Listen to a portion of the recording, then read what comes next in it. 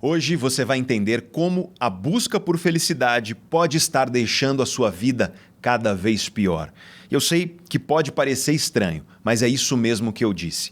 Buscar felicidade pode ser o motivo pelo qual você não consegue viver a vida que você gostaria de viver. E eu vou te dar aqui nesse vídeo um passo a passo prático para você construir uma vida verdadeiramente feliz. Uma vida que vale a pena ser vivida, e para isso eu vou me basear na ciência mais atual, só que em uma linguagem simples, que qualquer um consegue entender. E quando eu falo sobre isso, eu lembro de um grande amigo meu, que estava passando por um momento pesado, um momento muito difícil na vida dele. Isso já faz uns 10 anos, mas eu lembro como se fosse hoje. Ele me ligou e ele falou assim: "Cara, eu preciso conversar porque eu não tô aguentando mais essa situação." Eu, é claro, fiquei preocupado e combinei de encontrar ele naquele mesmo dia. Nós fomos a um bar que ficava no meio do caminho entre a faculdade onde eu dava aula e o trabalho dele. E quando eu cheguei lá, ele já estava lá sentado me esperando e ele não precisou me falar nada, porque só de olhar a cara dele, o semblante, a expressão facial, a maneira como ele estava sentado, só de olhar isso eu já percebi que ele estava muito mal. Por causa da minha profissão, é muito comum meus amigos me ligarem nesses momentos. E se bobear, você até já me ouviu falar casos como esses aqui no canal. Enfim, eu sentei, pedi alguma coisa para beber, ele agradeceu por eu ter ido lá encontrar ele e ele me explicou a situação. Ele estava passando por um momento muito difícil no trabalho, muito estresse e também algumas dificuldades financeiras. Por causa disso, ele estava com claros sinais de um burnout, um esgotamento emocional. Se você quiser entender melhor o que é síndrome de burnout, que é também conhecida como síndrome de esgotamento emocional, eu vou deixar um link aqui para você assistir a um vídeo aqui do canal onde eu mergulho nesse tema. Mas enfim, ele estava passando por uma dificuldade profissional muito grande, por dificuldades financeiras, e isso estava adoecendo a vida dele. E aí, para piorar essa situação, algumas semanas antes dessa nossa conversa, a esposa dele tinha saído de casa e ela disse que queria se separar dele. E ela, quando saiu de casa, levou a filha deles junto. E lá estava esse meu amigo, sozinho, em um baita estresse de trabalho, dificuldades financeiras e agora sofrendo muito pela falta que ele estava sentindo da esposa e da filha. Aquele burnout, é claro, se agravou, né? Aquele esgotamento emocional se agravou e virou um episódio depressivo bastante sério, aquilo que a gente chama de depressão, a depressão clínica. Ele já estava com acompanhamento médico quando a gente conversou, mas o peso daquela situação estava muito grande em cima dele. E aí, naquele dia, ele me falou com essas palavras, eu nunca esqueço: "Pedro, eu só queria não sentir mais nada. Eu só queria não sentir nem dor, nem saudade, nem tristeza, nem nada. E se o preço para não sentir mais nada fosse também não sentir coisas boas, eu topava." Ou seja, ele me disse que, para não sentir mais nada de ruim, ele aceitaria também não sentir mais nada de bom. E é claro que isso que ele disse veio de um lugar de muito desespero, de angústia, de tristeza e de uma saúde mental abalada. Mas talvez você que está me assistindo aí tenha sentido algo assim em algum momento da sua vida. Talvez você não tenha sentido nesse nível, com essa gravidade, mas com certeza você já sentiu algo mais ou menos assim. Você pensa assim: nossa, eu queria muito parar de sentir essa coisa ruim, essa dor emocional que eu estou sentindo. Hoje, esse meu amigo está bem, graças a Deus, ele se recuperou, inclusive ele conseguiu reatar o casamento e hoje ele, a esposa e a filha estão unidos e estão bem. Então eu quero falar para você agora o que eu disse para esse meu amigo naquela conversa. Só existe um tipo de pessoa que não sente dores emocionais, angústias e dificuldades. E talvez, nesse momento, você que está aí me assistindo pense assim: "Ah, os psicopatas, eles não sentem nada." E é aí que você se engana. Psicopatas não sentem alguns tipos específicos de emoção, mas eles sentem algumas emoções, sim. Aliás, eles sentem essas emoções muito intensamente. Raiva, desejo, frustração, tédio, por exemplo, essas são algumas emoções super comuns nos psicopatas. Enfim, esse não é o tema do vídeo, mas se você quiser entender o cérebro e a mente do psicopata, eu vou deixar um link aqui para você também. Toca nesse link para você assistir a um vídeo aqui do canal, onde eu mergulho nisso em profundidade. O ponto é que só existe um tipo de pessoa que não sente dores emocionais, e não é o psicopata. É quem está morto. Se você está vivo, você irá sentir emoções negativas e dolorosas. Esse é um fato inescapável da existência humana. E aí vem um primeiro ponto muito importante sobre por que buscar felicidade pode estar prejudicando a sua vida. Tem gente que espera que a vida feliz seja uma vida sem momentos difíceis, sem dores emocionais. Ou seja, tem gente que confunde felicidade com emoções positivas constantes. E é claro que emoções positivas são importantes para uma vida feliz. Sentir alegria, prazer, conforto, tudo isso é parte de uma vida feliz. E é claro que o oposto também é verdadeiro. Se a sua vida é uma constante enxurrada de emoções negativas, se a sua vida é dor, angústia, tristeza e desconforto o tempo inteiro, isso certamente vai fazer com que você esteja vivendo uma vida infeliz. O problema é que muita gente leva isso ao extremo. Muita gente vive esperando que a vida seja o tempo inteiro positiva. Muita gente vive brigando com pensamentos negativos, sabe? Gritando afirmações positivas dentro da própria mente. Muita gente vive tentando eliminar as dores dentro de si, eliminar as angústias, eliminar os desconfortos. Muita gente, buscando felicidade, vive brigando com as coisas ruins que acontecem na vida. E aqui eu quero que você perceba um paradoxo importante que a ciência já conhece há bastante tempo. Se você vive tentando ser alegre o tempo inteiro, se você vive brigando com todos os pensamentos e emoções negativas dentro de você, se você vive desejando felicidade, buscando felicidade, essa busca é, nela mesma, uma experiência negativa.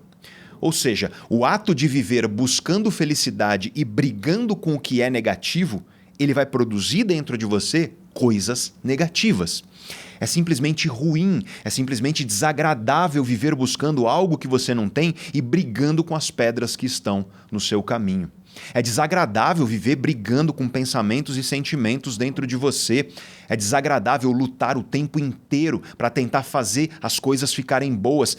Esse é o paradoxo da felicidade. Quando você busca a felicidade assim, diretamente, desse jeito, você acaba vivendo infeliz, porque a busca direta pela felicidade é uma experiência intrinsecamente negativa. Já quando você aceita aquilo que acontece de negativo, aprende com isso e se torna alguém melhor, quando você aprende com as coisas difíceis e ruins e se torna alguém melhor e continua vivendo e lutando e aprendendo e se tornando cada vez melhor, isso é uma experiência intrinsecamente positiva. E olha, a ciência atual demonstra claramente esse paradoxo, mas isso não é novidade nenhuma e não é a ciência que descobriu isso. Diversas matrizes espirituais da antiguidade e também diversos sistemas filosóficos diferentes já tinham nos mostrado isso. O budismo é um perfeito exemplo disso na espiritualidade e o estoicismo é um perfeito exemplo disso na filosofia. Para os budistas e para os estoicos, paz não significa viver em um mundo onde não existe angústia, tristeza, dor e desconforto. Os budistas e os estoicos, eles não são ingênuos. É simplesmente impossível viver em um mundo onde essas coisas não existam. Paz, na verdade, é viver em um mundo onde você vai encontrar, sim, dor, angústia, tristeza, desconforto. Você vai levar porrada.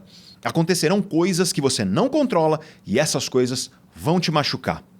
Paz é você conseguir manter seu equilíbrio mental, seu equilíbrio interno, mesmo em um mundo assim.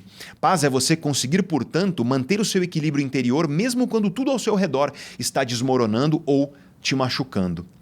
Eu acho que você já percebeu que, se você vive buscando felicidade diretamente, desejando o tempo inteiro estar se sentindo bem, confortável e alegre, se você vive assim, você vai viver frustrado o tempo todo, porque o mundo nunca será como você quer.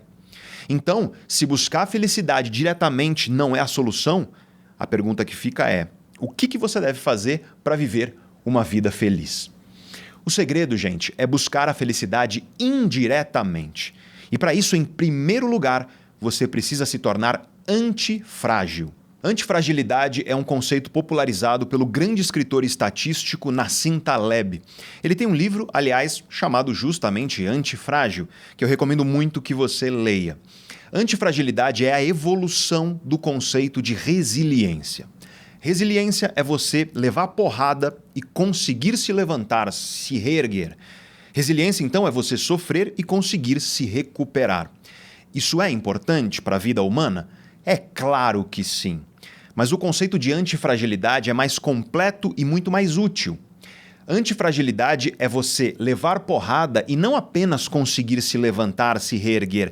Antifragilidade é você levar porrada e levantar mais forte do que quando você caiu. Antifragilidade é você fazer com que o sofrimento seja combustível para o seu crescimento. É você crescer e melhorar através da dor, do desconforto e dos tropeços. Você deve saber que existe um conceito na ciência chamado estresse pós-traumático. Quando você passa por muitas dificuldades, quando você apanha demais da vida, quando você passa por traumas, e isso varia de indivíduo para indivíduo. Aquilo que é traumático para você pode ser diferente daquilo que é traumático para outra pessoa. É muito importante ter essa empatia. Mas o estresse pós-traumático é uma condição neuropsiquiátrica, um transtorno neuropsiquiátrico que acontece em pessoas que passaram por situações muito difíceis. Sejam elas situações abusivas do ponto de vista emocional, situações de estresse extremo. Um bom exemplo disso é pessoas que vão para a guerra, por exemplo, e veem horrores. É super comum em soldados que voltam da guerra o estresse pós-traumático. E isso, claro, traz uma série de sintomas que, no fim das contas, destroem a pessoa, tanto psicologicamente quanto fisicamente também. O que é o estresse pós-traumático, então? O estresse pós-traumático ele é um processo de quando você leva muita porrada, de quando você apanha demais da vida, de quando você passa por coisas muito difíceis, dolorosas, desconfortáveis, no extremo, e isso acaba prejudicando a sua saúde mental e acaba fazendo com que você se torne uma pessoa mais vulnerável por causa disso. E claro, pessoas diagnosticadas com transtorno de estresse pós-traumático, elas precisam de acompanhamento neuropsiquiátrico e psicoterapia também, para que elas consigam se recuperar disso. Curiosamente, o conceito de antifragilidade, ele é um conceito que se baseia num princípio científico, que é o conceito de crescimento pós-traumático.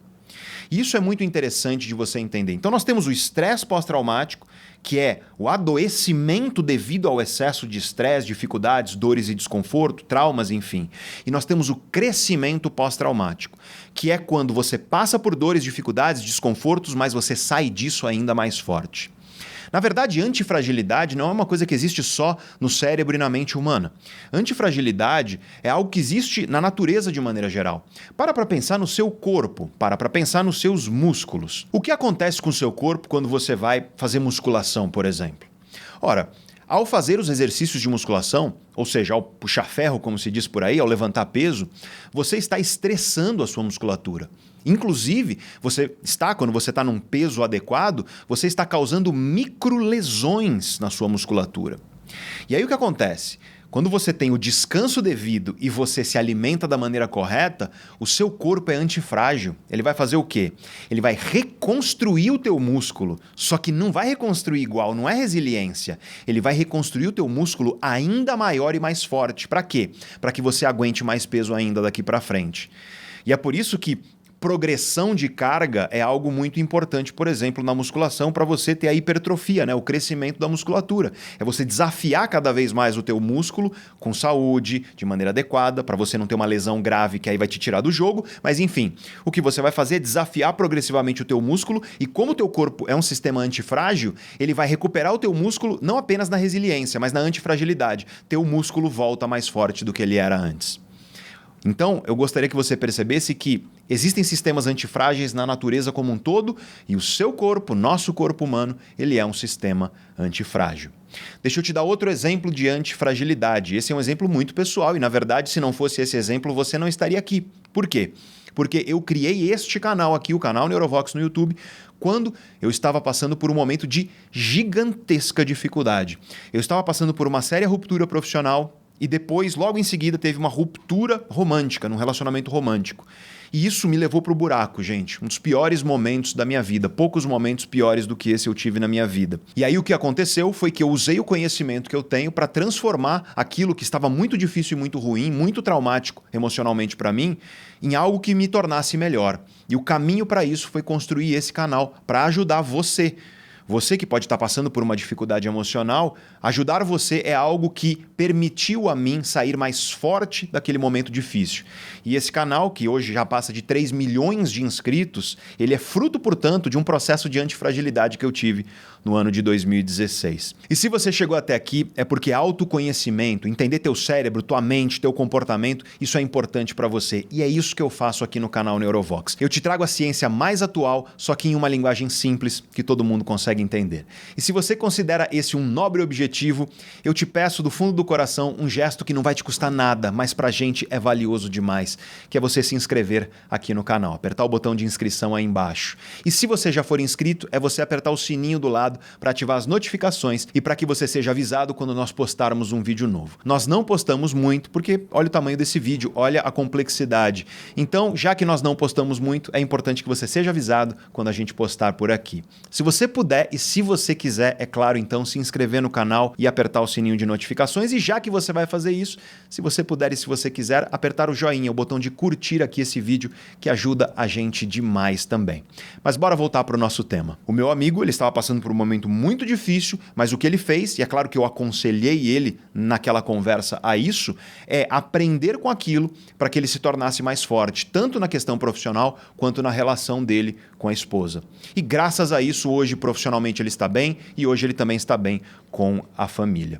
E o que eu quero dar para você agora é uma ferramenta para você desenvolver a sua antifragilidade na prática. E essa ferramenta nada mais é do que você adotar uma mentalidade. Eu quero que, a partir de hoje, sempre que você estiver passando por uma dificuldade, sempre que você estiver passando por um processo doloroso emocionalmente, sempre que você estiver passando por uma porrada que a vida te deu, que está te machucando, eu quero que, em vez de você se jogar naqueles pensamentos negativos que surgem nessas horas, eu sou um fracasso, eu não vou aguentar, eu não sei o que eu vou fazer, lembra do que o meu amigo me falou, né? Eu não aguento mais essa situação. Em vez de você se jogar nesses pensamentos negativos, eu quero deixar claro, eles são naturais e eles vão acontecer. Em vez de você se jogar nisso, que só vai piorar a tua situação, eu quero que você adote a seguinte mentalidade. Eu quero que você pergunte para si mesmo, em todas as situações de dificuldade, o seguinte. Adota essa mentalidade. Como eu posso aprender com isso que está acontecendo comigo e me tornar com isso uma pessoa melhor?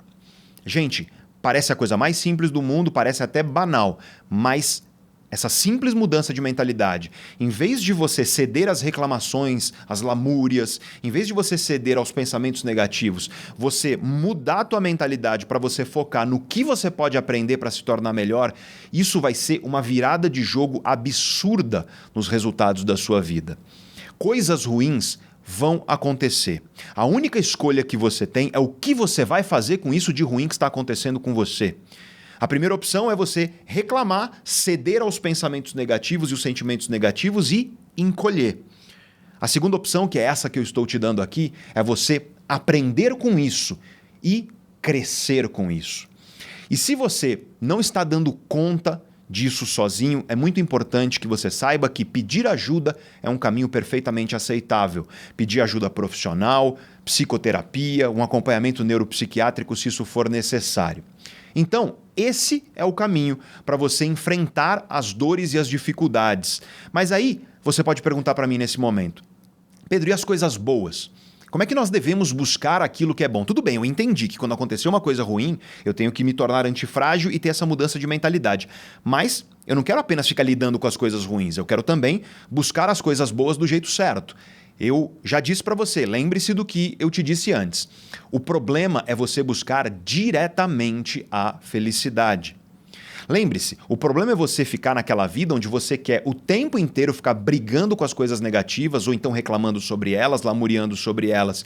É quando você fica nessa guerra interna e nesse desejo e nessa expectativa de que tudo esteja bom o tempo inteiro, de que você tenha emoções positivas constantes na sua vida. E, gente, isso é muito agravado nos dias de hoje por conta de um fenômeno que tem sido chamado pelos psicólogos de positividade tóxica. Ou seja, positividade é legal? Você buscar um olhar mais positivo perante a realidade, isso é bom? É claro que pode ser bom. O problema é que, especialmente nas redes sociais, o que tem acontecido é um certo filtro da realidade, uma certa maneira exagerada de você olhar para a positividade que tem alimentado essa busca delirante por felicidade constante, por prazer constante, por conforto constante. Você abre as redes sociais e parece que a vida das pessoas é felicidade constante, a vida das pessoas é uma coisa maravilhosa, não tem nada de imperfeito ali. Por quê? Porque filtro atrás de filtro, a posição, a maneira como a pessoa te conta, o ângulo, o jeito que a pessoa te conta a história, tudo é feito para que pareça perfeito. Ninguém costuma postar nas redes sociais quando tem uma diarreia porque comeu um grão de bico estragado, né? Pelo menos eu nunca vi, ou é raro. Mas a ideia aqui é que hoje nós temos, e tem muito influenciador que contribui com isso, uma ideia de que a busca tem que ser por constante positividade e, portanto, emoções positivas o tempo inteiro. Eu espero que tenha ficado claro para você já que isso vai te adoecer. Vai te adoecer porque você vai ficar na expectativa de tudo ser bom o tempo inteiro e o mundo vai te dar paulada. E você vai ficar brigando com essas pauladas e com as coisas ruins. A aceitação daquilo que acontece de negativo conosco é fundamental e, a partir da aceitação, o aprendizado. Você se orientar para aprender com isso e ficar cada vez mais forte. Como eu te disse, no conceito de antifragilidade. Então, buscar diretamente a felicidade desse jeito é algo problemático. A busca constante pela felicidade, ela é em si mesma uma experiência negativa. Então a solução é você buscar a felicidade indiretamente. E nessas horas, eu gosto muito da alegoria da luz do sol, proposta pelo professor Tal Ben-Shahar. Ele é um cara que tem um curso lá em Harvard, muito famoso sobre felicidade, livros sobre isso, é um grande especialista na ciência da felicidade. Eu gosto muito dessa alegoria que ele utiliza. A luz do sol. Vamos lá. Se você, num dia ensolarado, olhar diretamente para o sol, isso pode machucar e até cegar os seus olhos. Mas, se você passa a luz do sol por um prisma, você vê as cores do arco-íris. Toda cor que você vê, na verdade, é você olhando indiretamente para o sol. E agora o que eu quero fazer é te dar um prisma para você buscar a felicidade indiretamente do jeito correto na sua vida. Ou seja, o que você deve buscar e lutar na sua vida para viver uma vida feliz? Para viver uma vida que vale a pena, de acordo com a ciência mais atual. É isso que eu quero te falar a partir de agora. O primeiro passo para isso é você cultivar emoções positivas, sim. Emoções positivas, gente, são importantes. É importante você sentir alegria, ter momentos de alegria, de prazer, você ter momentos gostosos, momentos confortáveis. Isso é importante na sua vida. Mas isso não é tudo. Ou seja, quando você vive apenas buscando emoções positivas, você pode inclusive estar caindo na armadilha que eu já te disse antes, nesse paradoxo da felicidade. E para você buscar emoções positivas, é muito importante você conhecer a si mesmo. O que te alegra? O que te traz conforto? O que te traz prazer? Quais são as coisas que fazem com que você sinta emoções positivas e, portanto, aquelas emoções que fazem com que você queira permanecer ali naquela situação, naquele evento, com aquela pessoa? O amor é uma emoção positiva, por exemplo. Então é muito importante você mapear a sua vida e identificar essas coisas que geram emoções positivas dentro de você e fazer questão com que haja momentos, sim, onde você terá emoções positivas. Mas sempre lembrando que nunca será o tempo inteiro. As emoções oscilam, essa oscilação é natural. É claro que se você tem uma oscilação muito brusca, aquilo que a gente chama de montanha-russa emocional popularmente, ou seja, você vai do céu ao inferno das emoções 20 vezes ao dia, aí nós temos um problema. Aí nós temos um problema de desequilíbrio emocional. E nós temos vídeos aqui no canal onde eu falo sobre essa questão de desequilíbrio emocional. Mas em uma vida saudável, você terá algumas emoções negativas, você terá também emoções positivas, e o ideal é que haja um equilíbrio nisso para que você olhe para a vida e fale, bom, na minha vida tenho coisas negativas sim, mas também tenho coisas positivas e bacanas que valem muito a pena. Esse é o primeiro passo prático para você indiretamente buscar a felicidade e construir uma vida feliz de um jeito que efetivamente é realista de acordo com a ciência. O segundo passo é o mais importante. Pelo menos segundo os estudos científicos, essa é a variável que estatisticamente prediz felicidade com maior peso. E nós estamos falando aqui de relações de qualidade. Relações de qualidade, gente, são o elemento mais importante da felicidade humana, segundo os melhores estudos científicos já realizados. Por exemplo, existe um grande estudo científico da Universidade de Harvard. Esse estudo já está acontecendo há décadas. Ou seja, ele começou décadas atrás, os participantes lá do começo já tiveram filhos e agora já tem netos. Então está na terceira geração de participantes desse estudo. E uma das coisas que esse estudo tentou investigar é o que faz as pessoas serem felizes e satisfeitas com as suas vidas. E qual é o resultado? Relações de qualidade é a variável número 1. Veja que eu estou falando aqui relações de qualidade. Eu não estou falando de quantidade, porque no mundo de hoje você tem dezenas ou centenas, às vezes milhares de seguidores ou amigos nas redes sociais, mas a minha pergunta é, para quantos desses amigos você pode, de madrugada, ligar e pedir ajuda e essa pessoa vai estar lá e ter um ombro para você? Para quantas dessas pessoas você pode efetivamente compartilhar alegrias, mas também tristezas? E quando você compartilha essas alegrias, essa pessoa vai estar alegre junto com você. E quando você compartilha tristezas, essas pessoas estarão lá para te dar apoio, para te ouvir de verdade. Quantas dessas pessoas são efetivamente relações de qualidade na sua vida? É isso que importa. Porque no mundo de hoje, infelizmente, nós estamos vivendo uma espécie de epidemia de solidão. Eu vou mostrar um gráfico aí na tela para você, que é um dos maiores estudos sobre solidão já realizados, um estudo feito pela BBC, que foi realizado em vários países, tá? Não só lá no Reino Unido. E uma das principais perguntas desse estudo foi a seguinte: com qual frequência você sente solidão? Eu quero mostrar para você aí um gráfico, e nesse gráfico você vai ver o percentual de pessoas que responderam que sentem solidão com muita frequência ou com frequência. E veja então que os números são assustadores. Nós temos quase metade dos jovens, por exemplo, sentindo solidão com frequência ou com muita frequência. Esse sentimento de solidão, a prevalência dele diminui para as gerações mais velhas, mas mesmo assim, em todas as faixas etárias, você vê um número assustador de pessoas que sentem solidão com frequência ou com muita frequência.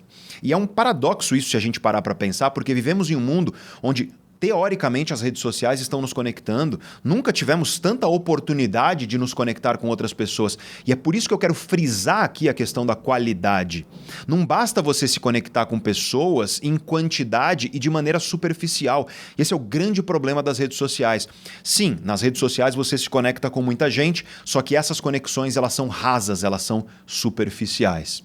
E, portanto, o segundo passo prático para você construir felicidade, buscar felicidade indiretamente, é você se esforçar para construir relações de qualidade. E, gente, relação é investimento. Relações amorosas, afetivas, amizades, familiares, relação é investimento. Só que a gente vive em um mundo muito egocêntrico. É todo mundo com seu celular olhando para a sua tela, pouco se lixando para o outro. As pessoas estão conversando, elas não estão ouvindo de verdade, elas estão, na verdade, esperando a vez delas falarem. Em um mundo cada vez mais egocêntrico, né, como nós temos hoje em dia, você vai se sentir cada vez mais solitário porque a qualidade das suas relações será prejudicada. Então, coloque nas suas prioridades regar as sementes das suas relações, para que elas brotem, se tornem mudas e depois grandes árvores que você vai precisar continuar cuidando, podando, você vai precisar continuar regando. Relações precisam do seu tempo e da sua energia, para que elas cresçam e para que você construa qualidade de fato nelas. E uma das principais variáveis para isso é tempo de qualidade. É tempo que você passa de qualidade com as pessoas que você ama. Tempo de qualidade onde você não está com o seu celular olhando para outras coisas ou pensando em outras coisas, onde você está realmente interagindo com aquelas pessoas, ouvindo elas de verdade, elas estão te ouvindo também, vocês estão compartilhando momentos especiais. E claro que isso varia de pessoa para pessoa. Para alguns você gosta de viagens, para outros você gosta, sei lá, de jogar baralho na sua casa, para outros você gosta de ir no boteco, tomar uma cerveja, tomar um vinho, não sei. Encontre o seu caminho, mas coloque como prioridade um esforço ativo para você cultivar e nutrir as suas relações, porque quero reforçar, essa é a principal variável para você viver uma vida que vale a pena, uma vida que vai fazer sentido para você, uma vida que nós podemos chamar de verdadeiramente feliz. O terceiro passo prático para você cultivar uma vida feliz, de acordo com a ciência, é você procurar desafios, é você se desafiar. E esses desafios eles precisam estar na fronteira daquilo que eu chamo de zona de acomodação. O que é zona de acomodação? Você tem aí uma zona onde Se você agir dentro dessa zona, você está familiarizado com aquilo que está acontecendo ali. É isso que eu chamo de zona de acomodação. Tem gente que chama de zona de conforto, às vezes eu mesmo uso o termo zona de conforto, só que eu não gosto muito dele porque às vezes você está numa zona de acomodação e está super desconfortável. A questão é que a zona de acomodação é aquilo que pode ser uma relação. Nas suas relações você tem uma zona de acomodação, pode ser um projeto, pode ser a carreira. Você tem uma certa zona de acomodação profissional, aquilo que você já está familiarizado, já sabe como é que funciona, já sabe o que esperar. Isso é sua zona de acomodação. É muito importante você buscar desafios que estejam na fronteira da sua zona de acomodação. Por quê? Porque quando você se desafia dessa forma, isso produz aquilo que a ciência chama de engajamento. O estado engajado é um estado onde você está funcionando com maior foco, com maior disposição, com maior motivação para aquilo que você está fazendo. Tenta pensar, por exemplo, quando você está num projeto profissional ou quando você está assistindo um filme ou uma aula e você não vê o tempo passar. Aquilo está tão engajante, tão interessante que você mal vê o tempo passar. Isso é porque provavelmente essa aula ou esse filme ou esse projeto profissional estão ali na fronteira da sua zona de acomodação. Por quê? Porque quando você encontra um desafio e esse desafio é pequeno demais para suas competências, ou seja, ele está muito dentro da sua zona de acomodação, o que acontece é que você fica entediado. Aquilo, sabe, não te desafia de verdade. Aquilo é pouco desafio para competência demais. Já quando você sai demais da sua zona de acomodação, você sai muito para longe da fronteira dela, você vai acabar encontrando um desafio que é grande demais para suas competências. E aí você vai encontrar aquilo que nós chamamos de estresse. Você vai paralisar por estresse, por ansiedade ou, no limite, um processo de esgotamento emocional, um burnout, como eu falei que aconteceu com aquele meu amigo no começo do vídeo. Então o importante é você estar sempre se desafiando na fronteira da sua zona de acomodação para que você melhore cada vez mais e continue melhorando o resto da vida. Porque veja, por exemplo, uma coisa que acontece demais com pessoas que se aposentam. O sujeito tinha uma carreira brilhante, ele gostava muito daquilo que fazia, eventualmente ele se aposenta. Quando ele se aposenta, ele para de se desafiar. Aquela profissão trazia grandes desafios para ele. No começo isso é gostoso porque ele está descansando, mas alguns meses depois ele começa a ficar deprimido. Por quê? Entediado. Por quê? Porque ele não está desafiando a zona de acomodação dele. E aí, muitas vezes, o que esses caras fazem é ou voltar a trabalhar, ou buscar um outro empreendimento, ou buscar, por exemplo, desafios nos esportes, ou buscar algum hobby, alguma coisa que seja desafiadora. Para quê? Para que a pessoa continue se sentindo viva. Sem desafio, gente, o cérebro humano definha. E, portanto, esteja sempre se desafiando, só que sem exagero. Nos dois extremos. Toma cuidado. Não pega um desafio que é pequeno demais para você, porque aí você vai ficar entediado. Isso não vai acender aquela chama de engajamento dentro de você. Mas também não pega um desafio que é grande demais para as suas competências, porque aí você vai ficar estressado, ansioso e, no limite, você cai num processo de esgotamento emocional. O quarto passo prático para você construir uma vida feliz, buscando a felicidade indiretamente, é o seguinte: tenha sonhos e objetivos no seu futuro que sejam de valor. Isso é fundamental. Então é um olhar para o futuro, onde no futuro você enxerga sonhos e objetivos de valor, valiosos para você. E eu não posso te dizer quais são, porque aquilo que é de valor para mim nos meus sonhos e objetivos pode ser diferente para você. Depende da tua história de vida, da tua personalidade, enfim.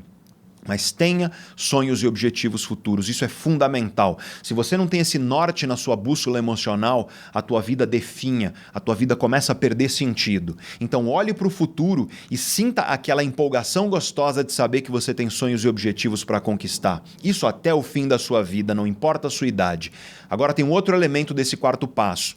Olha para o seu passado e tenha orgulho das conquistas passadas, daquilo que você viveu. Seja porque foi um aprendizado e você saiu disso melhor, seja porque realmente foi uma conquista robusta, uma conquista da qual você se orgulha. Resumidamente para você, então, o quarto passo é um olhar para o futuro, onde você sente a empolgação por sonhos e objetivos de valor, e um olhar para o passado, onde você sente o orgulho por você ter conquistas de valor na tua história. Isso é muito importante para uma vida feliz também.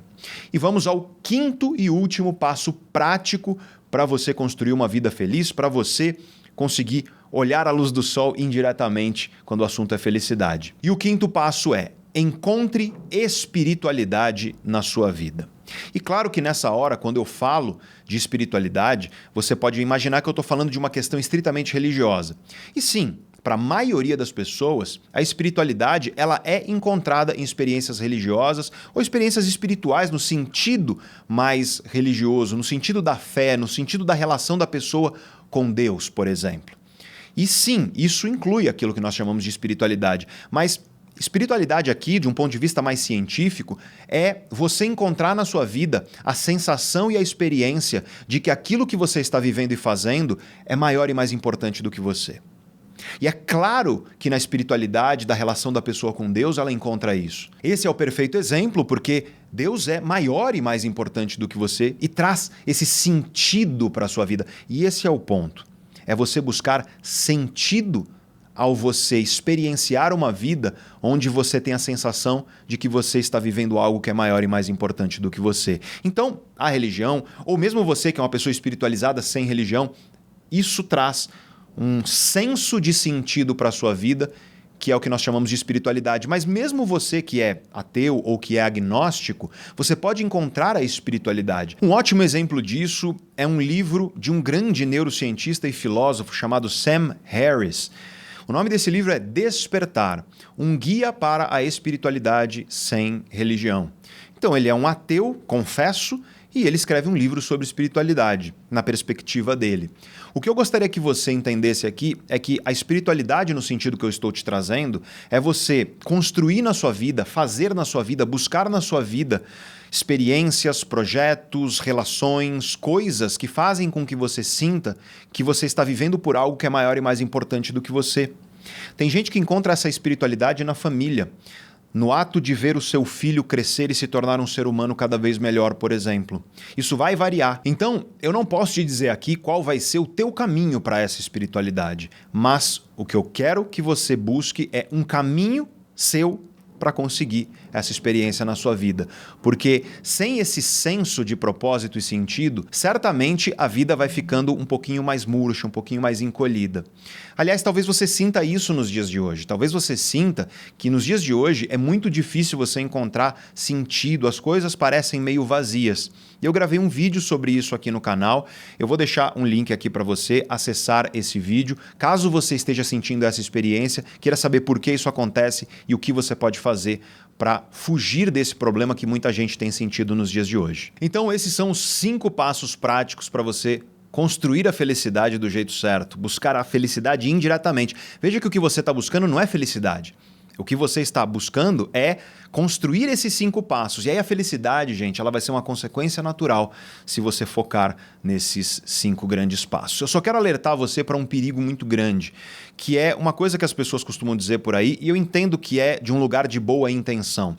As pessoas falam para você por aí, viva o agora, só o agora existe. E eu espero que tenha ficado claro, de acordo com a ciência da felicidade que eu te expliquei, que a perspectiva aqui, ela não deve considerar somente o agora. O que eu recomendo para você é o seguinte: orgulhe-se do seu passado. Tenha sonhos e objetivos futuros, sabe, que te enchem de empolgação. Esteja sempre se desafiando e aprendendo para você crescer cada vez mais e se tornar cada vez melhor ao lado de pessoas que são realmente especiais para você. Viva momentos prazerosos, momentos alegres e gostosos. Sinta que você está vivendo para algo que é maior e mais importante do que você. Mas não esqueça também de saborear e aproveitar cada uma dessas coisas que eu falei agora, enquanto elas estão acontecendo. Eu sinto que esse é um jeito mais maduro de falar sobre a felicidade, porque não dá para você esquecer da importância de sonhos e objetivos futuros. Não dá para você esquecer da sua história e do que aconteceu no passado. Sabe quem vive somente o agora, só o agora mesmo? Uma mosca, um mosquito, esses bichos que não têm um cérebro complexo como o nosso, que olha assim para o passado, que olha para o futuro e que pode saborear o presente. O problema é quando você vive aprisionado em um futuro que nunca chega, em um passado que é uma âncora, e aí você não consegue saborear o presente. Então é importante o equilíbrio entre o passado, o presente e o futuro na sua vida para que você viva uma vida feliz. E para mim a melhor alegoria para você entender isso é você entender a diferença entre uma viagem e um passeio. Para pensar nisso. Quando você vai viajar, uma viagem internacional, por exemplo, como é que funciona a viagem, né? Você compra as passagens, aí a data chega perto, você faz o check-in, e aí você vai fazer a sua mala, você vai anotar tudo que você precisa levar, você talvez pense já no itinerário do que você vai fazer, pega os dados do hotel quando você chegar lá, e aí você guarda tudo na tua mala, fecha a tua mala, vê se não esqueceu nada, aquela correria que a gente sabe, vai pegar os documentos, passaporte, não sei o que mais, chama o táxi ou Uber, sei lá o quê, e aí você entra no carro, vai para o aeroporto, pega trânsito até o aeroporto, quando chega no aeroporto você pega a fila, despacha tuas bagagens, aí você vai para mais fila ainda lá no raio-x, depois você vai para mais fila ainda antes de entrar no avião, entra no avião, espera, depois de um tempo ele decola, horas voando, depois ele pousa e aí é mais fila para sair, mais fila para você passar de novo lá no raio-x e depois na alfândega. Finalmente você chega no táxi, pega o táxi e vai até o hotel e aí finalmente você chegou. Eu só quero que você entenda o seguinte: durante tudo isso que eu falei, tudo que você queria era chegar no destino final. Ou seja, o teu desejo, o tempo inteiro na viagem, eu estou falando durante o processo de viajar mesmo, né? O avião, o táxi e tudo mais, o desejo é chegar no destino. E tem gente que vive a vida assim. Eu pergunto para você o que você está fazendo no teu dia a dia e você está desejando que chegue o fim de semana. Tem gente, como eu costumo brincar, tem gente que acorda já deitada. A pessoa abre o olho e antes mesmo de colocar o pé no chão, a primeira coisa que ela deseja é voltar para a cama. Tem gente que acorda na segunda, esperando que essa viagem acabe e chegue logo a sexta. E se a tua vida ela é uma sucessão de desejos de que o momento agora acabe para que você chegue em algum lugar que está lá no futuro, você nunca vai viver uma vida feliz. Então eu prefiro que na vida, e quando falamos de felicidade, quando falamos de uma vida que vale a pena, você, em vez de encarar a vida como uma viagem, você encare como um passeio. Porque quando você vai fazer um passeio, você tem um destino final? Claro que tem. Só que você também vai saborear e aproveitar o caminho, você vai sem pressa. Você, naquele caminho, está apreciando e saboreando o caminho e quando chegar no destino, vai saborear e apreciar o destino também. Essa é a abordagem que eu tentei trazer para você aqui, porque essa é a abordagem mais racional que nós temos de acordo com a ciência mais atual, mas quero deixar claro, diversas matrizes espirituais da antiguidade e também matrizes filosóficas, né, sistemas de pensamento filosófico, para usar o termo técnico, já propuseram a exata mesma coisa. Nós vemos pitadas disso no pensamento de Aristóteles e no pensamento de Spinoza, Baruch Spinoza, o grande filósofo, por exemplo.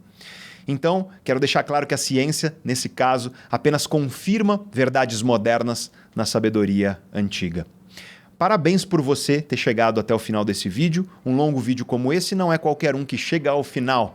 Então, conte para mim nos comentários, fala assim, eu cheguei ao final e valeu a pena, para eu saber que você é um dos poucos que chegou aqui até o final. Parabéns para você. Nesse mundo de superficialidade, você chegou até o final de um vídeo denso sobre autoconhecimento.